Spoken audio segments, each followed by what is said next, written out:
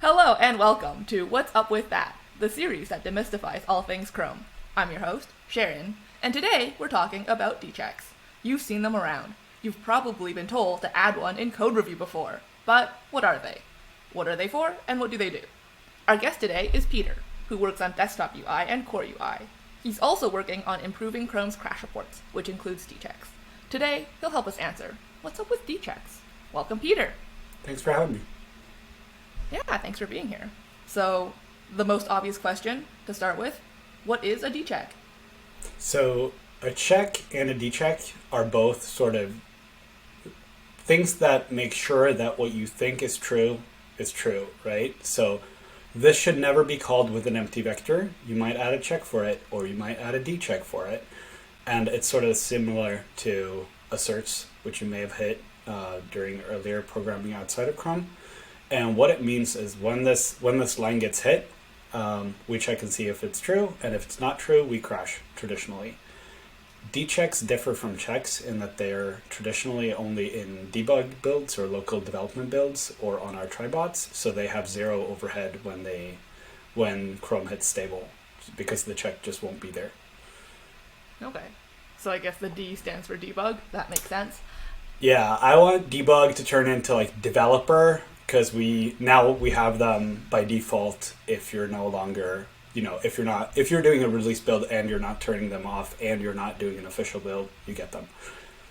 Okay, well, you heard it here first. Or maybe you heard it before. I heard it here first. So you mentioned asserts. So something that I've seen a couple times in Chrome and also is part of the standard library is static assert. So how is that similar or different to DCHECKs, and why do we use or not use them?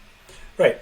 So static asserts are, and you're going to have to ask C++ experts who can probably take some of the sharp edges of this, but it's basically, if you can assert something in compile time, then you can use a static assert, which means that you don't have to hit a code path where it's wrong. It sort of has to always hold true.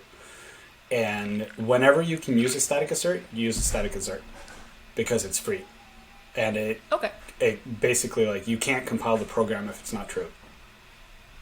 Okay, that's good to know, because I definitely thought that was one of the C++ standard library things we should avoid because we have a similar thing in Chromium, but I guess that's not the case. Yeah, assert is the one that is... okay, so this is a little complicated, right? Static assert is a language feature and not a library feature, and someone will tell me that I'm wrong about something about this.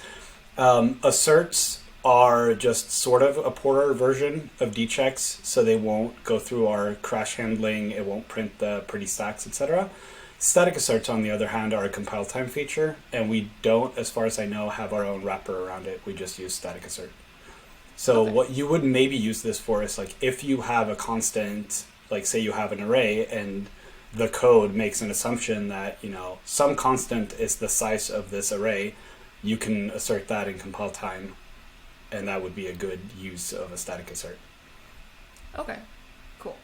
So you mentioned that some things have changed with how DCHECKs work. So can you give us a brief overview of the history of DCHECKs, what they used to be, people who have been using them for a while? How might they have changed from the idea of what they have as a DCHECK in their mind? Sure. So this is as best I know. I'm just sort of extrapolating from what I've seen. And what I think originally was true is that a check used to be this logging statement where you essentially compile the file name and the line number, and if this ever hits, then we'll log some stuff and then crash, right? Which comes with, a little bit of overhead, especially on size, that you basically take the file name and line number for every instance, and that generates a bunch of strings and numbers that are essentially add to Chrome's binary size. That, I don't know how many steps between that and where we currently are, but right now our checks are just if condition is false, crash, which means that you won't out of the check gets file name and line number. We'll get those out of debugging symbols. And you also won't get any of the logging messages that you can add to the end of a check, which means that your debug info will be poorer, but it will be cheaper to use. So they've gotten from being pretty heavy checks to being really expensive, really cheap. Okay. So that kind of leads us into the question that I think most people want to have answered, which is, when should I use a DCHECK? When should I use a check? When should I use neither? I would say that historically we've said checks are expensive, don't use them unless you sort of have to. And I don't think that that holds true anymore. So basically, unless you are in really performance critical code, then use a check. If there's anything that you care about where the program state will sort of be unpredictable from this point on, if it's not true, check it. It's not that expensive, right? We have a lot of code where we, push a string onto a vector and that never gets flagged in code review. And it's probably like 10 times more expensive, if not 100 times more expensive than adding a check. The exception to that is if you're in a really hot loop where you don't want to dereference a pointer, then a check might add some cost. And the other is if the condition that you're trying to validate is really expensive, right? Like if it's not the check itself that's expensive, it's the thing you're evaluating. And if that's expensive, then you might not afford doing a check. If you don't know that it's expensive, it's probably not expensive. Can you give us an example of something expensive to evaluate for a check? Right. So say that you have something in video code that for every video frame, for every pixel, validates that the alpha value is opaque or something. That would probably make video conferencing a little bit worse performance.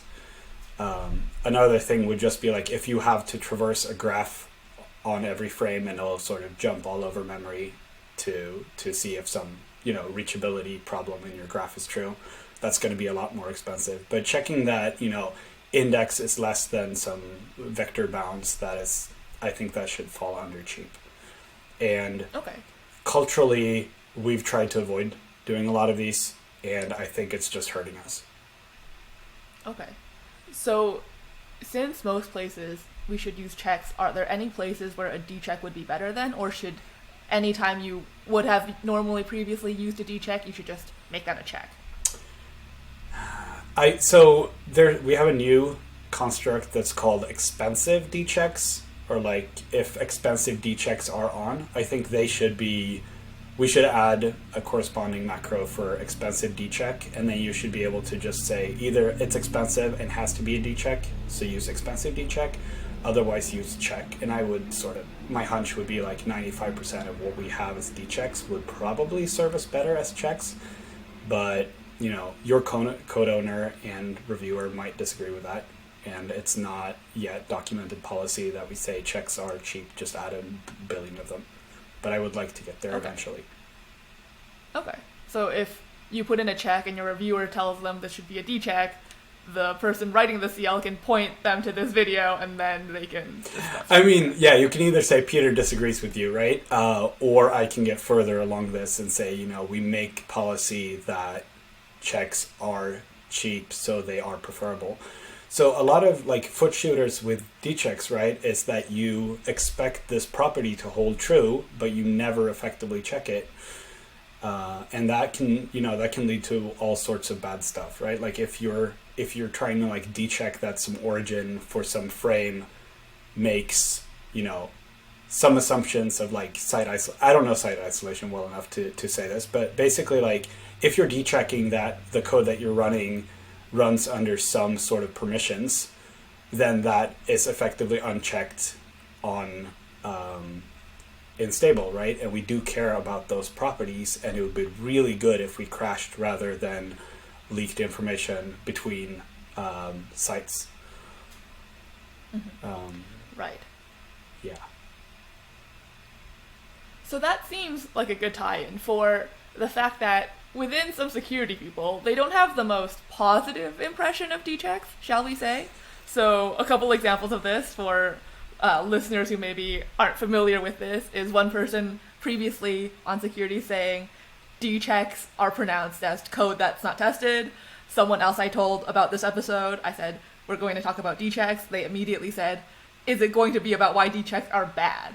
So amongst the Chrome security folks, they're not a huge fan of DCHECKs. Can you tell us maybe why that is? So if we sort of go back a little bit in time, right? It used to be that DCHECKs were only built for developers, and most develop if they do a debug build, right? And Chrome has gotten so big that you don't want to do a debug build or the UI is, incredibly slow. Unfortunately, it's sort of not that great an experience to work in a debug build.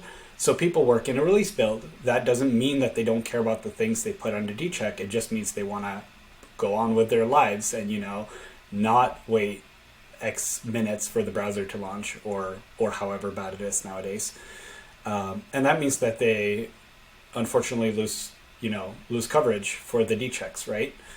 So this means that if your code is not exercised well under tests, then this is completely not enforced. But you're it's slightly better than a comment in that you're really expecting this thing to hold true, and that's, clearly an expectation. But how good is the expectation if you don't look at it? So last year, I believe, we made it so that DCHECKs are on by default if you're not doing an official build, and this includes release builds. So now it's like, at least if you're doing development and you hit this condition, it's going to explode. Which is really good, because then you can find a lot of issues and we can prevent a lot of issues from ever happening in the first place. It is really hard for you as a developer to make the assumption that if this invariant is ever false, I will find it during development, and it will never happen in the wild. And DCHECKs are essentially either I will find this locally before I submit it, or all bets are off. Or it is, I don't care that much if this thing doesn't hold true, which is, sort of a weird assertion to make. So I think we're like in this little awkward in-between state. And this in-between state, remember, mostly exists as a performance optimization from when checks used to be a lot more expensive in terms of code size. So, okay. Did I cover most of this? Yeah, I think based on that, I think it's pretty easy to see why people who are more concerned about security are not a fan of this. If you care about it, especially if it causes privacy or security or user harm sort of things, just check, right? If it makes your code animate a thing slightly weirder, like it'll just jump to the end position instead of going through your fancy little whatever, maybe you can make that a DCHECK. Maybe it doesn't matter, right? It's wrong, but it's not that bad. But most of the cases, you DCHECK something where it's like the program is going to be in some indeterminate state, and we actually care about if it's ever false. So maybe we can afford to make it a check. I would not. Maybe we should look more about our sort of, vector pushbacks than we should look at our checks, and then just have more checks. Okay. Because it's also when things break, it's a lot cheaper to debug a DCHECK than your program is in some indeterminate state because it was allowed to pass through a DCHECK that you thought was. And when you read the code, right, unless you're used to reading it as DCHECKs, that just didn't get enforced, it's sort of hard to try to figure out why the thing was doing the wrong thing in the first place. Okay. How's this as a summary? When in doubt, check it out? Is that... I like that. Okay. And you might get pushback by, reviewers who aren't on my side of the fence yet. And then you can sort of, decide on which hill you want to die on, at least until we've made policy to just, not complain about DCHECKs or not complain about checks. Right. That sounds good.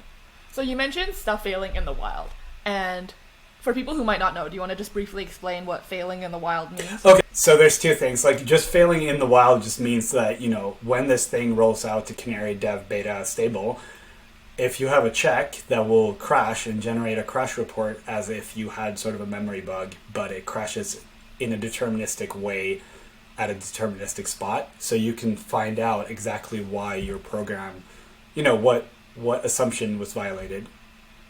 Say that this should never be called with a null pointer. Then you can say, look at this line where it crashed. It clearly got hit by with a null pointer. And then you can try to figure out from the stack why that happened. Rather than after you post this pointer to a task, it crashes somewhere completely irrelevant from the actual call site. In that sort of case, so in the wild specifically means it generates a crash report so you can look at it.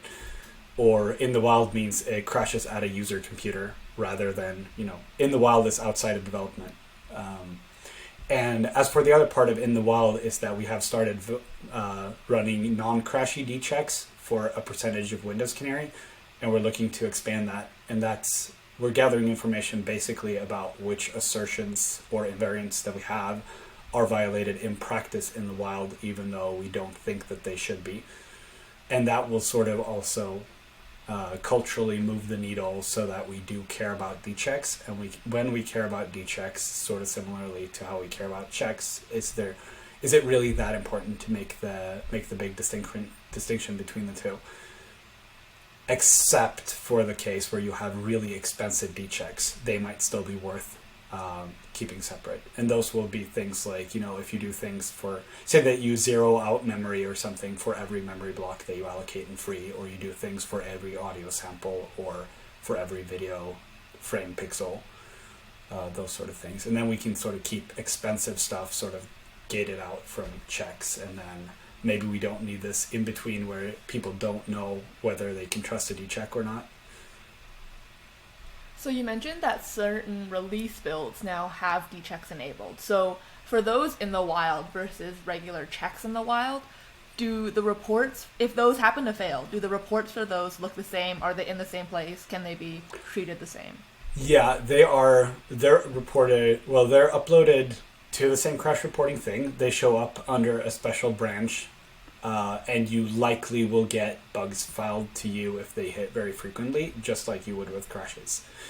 There's a sort of slight difference in that they say like dump without crashing, and that's just sort of a roulette strategy for us, because if we made DCHECK builds incredibly crashy because they hit more than checks, then we can never roll this thing out. Or it gets a lot scarier for us to put this on, 5% of a new platform that we haven't tested. But as it is right now, the first DCHECK that gets hit for every process gets a crash dump uploaded. Okay. So I've been definitely told to use dump without crashing at certain points in CLs where it's like, okay, we think that this shouldn't happen, but if it does, we don't necessarily want to crash the browser because of it. With the changes you mentioned to DCHECKs happening, should those just be checks instead now, or should those still be dump without crashing? So if you want dump without crashing and you made those a DCHECK, then you would only have coverage in the Canary channels that we were testing, right? So if you want to get dump reports from the platforms that we're not currently testing, and including all the way up to stable, you probably still want to keep that a dump without crashing. You want to make sure that you're not using the sort of, you want to make sure that you triage these, because you don't want to keep these generating crash dumps sort of forever. You should still treat them as if they were crashes. And I think the same thing should hold true for DCHECKs, because they are, you should only add them for an invariant that you care about being violated, right? So as it is violated, you should either figure out why your invariant was wrong, or you should try to fix the breakage. And you can probably add more information to logging to figure out why that happened. So when you have a check and it crashes in the wild, you get a stack trace, and that's what you have to work on to figure out what went wrong for debugging, right? So what are some things that you can do as a developer to make these checks a bit more useful for you? Ways to incorporate other information that you can use to help yourself debug. So some of the stuff that we have is we have something called crash keys, which are essentially, you can write a piece of string data, essentially. There's probably some other data types. And if you write those before you're running dump without crashing, or before you hit a check, or before you hit a DCHECK, then those will be uploaded sort of along the crash dump. And this, if you talk to someone who knows where to find them, you can basically go in under a crash report, and then under fields product data or something like that, you should be able to find your sort of key value pair. And if you have information in there, you'll be able to look at it. The other thing that I like to do, which is probably the more obvious thing, is if you have somewhat of a hypothesis that like this thing should only fail if A or B or C is not true, then you can add checks for those, right? Like if a check is failing, you can add more checks to see why the check was failing. In general, you're not going to get as much out of a mini dump that you want. Like you're not going to have the full heap available to you because that would be a mega dump. You can usually find whatever's on the stack if you go in with a debugger. And I know that you wanted to lead me into talking about check GT and check EQ, which are essentially, if you want to check that X is greater than Y, then you should use check _ GT, X, Y. The problem with those in this sort of context is that similarly to checks, so check GT gets compiled into basically, if not X is greater than Y, crash, right? So unfortunately, the values of X and Y are optimized out when you're doing an official build. So this makes me think of some stuff we mentioned in the last episode, which was with Dana. Check it out if you haven't. But one of the types we mentioned there was SafeRef, which enforces a certain condition, and if that fails, so in the case of a SafeRef, it ensures that the value you have there is not null. And if that's ever not true, then you do get a crash, similar to if a check fails. So in general, would you say it's better practice to enforce and make sure your assumptions are held in these other more structural ways than relying on checks instead? So let me see if I can get what you actually want out of that one. So if we look at there's like a raw ref type, right? So what's good with the raw ref is that you have a type that annotates that this thing cannot possibly be null, right? So if you assign to it and you're assigning a null pointer, your program is going to crash, and you don't need to think about whether you throw a null pointer in or not. Like if you keep passing a raw ref around, then that's essentially you passing around a non-null pointer, and therefore you don't have to check that it's not null pointer in every step of the way. You only need to do it when the type will do it for you, but it only happens, or it only needs to happen when you're converting from a pointer to a ref, essentially, or a raw ref. And what's so good about that is now you have previously you might just, check that this isn't called with null pointer or whatever, but then you would do that for 4 or 5 arguments, and you'd be like, null pointer checks are like this part of the function body, and then it just gets super noisy. But if you're using the raw ref types, then the semantics of the type will enforce that for you, and you don't have to think about that when reading the code, right? Because usually when you read the code, you're going to be like, it's a pointer. Can it be null or not? What does it point to? And this thing will at least tell you, it can't be null, and you still have the question of what does it point to? And that's fine. So I like enforcing this through types more than checking those assumptions, and then checking inside of what happens, right? If you assign to this raw ref, then it's going to crash in the constructor if you have a null pointer.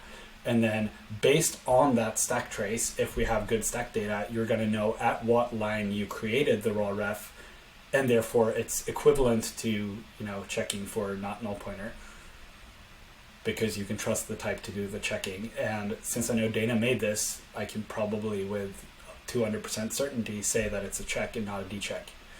But we do have a couple of other places where you have a weak pointer that shouldn't be dereferenced on the wrong sequence, and those are complicated words. And that unfortunately is a DCHECK. So we're hitting some sort of, I don't know if that check is actually expensive or if it should be a check, or if it could be a check, but we know that's, I think especially if you're in sort of core types, the size overhead of adding a check is negligible because all of the users of it benefit from that check. So unless it's incredible. What do you mean by core types? If you say that you make a scope ref pointer or something, that ref pointer is used everywhere, right? So if you check in the destructor, then you're validating all of the clients of your scope ref pointer. So for one check, you get the price of a lot of checking. Whereas if in your client code Okay. you're validating some parameters of an API call that only gets called once, then that's like it's one check you add for one case. But if you're reused, then your check gets a lot more value, and it's also easier to get parameters wrong sometimes if you have 500 clients that are calling your API. Like, you can't trust all of them to get it right. Whereas if you're just developing your feature and it's only used by your feature, then you can be a little bit more certain with how it's being called. I would say still add checks because code evolves over time, right? It's sort of like how you can add unit tests to make sure that no one breaks your code in the future. If you add checks, then no one can break your code in the future. Mm-hmm. Okay. So, you mentioned a few things about how checks and DCHECKs are changing. Tell us what is currently in the works and what is the long-term goal and plan for. What currently is in the work is we've made sure that some libraries that we use, like Absol and WebRTC, which is a first-party, third-party library, that they both use Chrome's crashing report system, which means that you get more predictable crash stacks because it's using the immediate crash macro, but also you get the fatal logging field that I talked about that gets logged as part of crash dumps. So you hopefully have more glanceable, actionable crash reports whenever a check is violated inside of Absol or in WebRTC, as it were.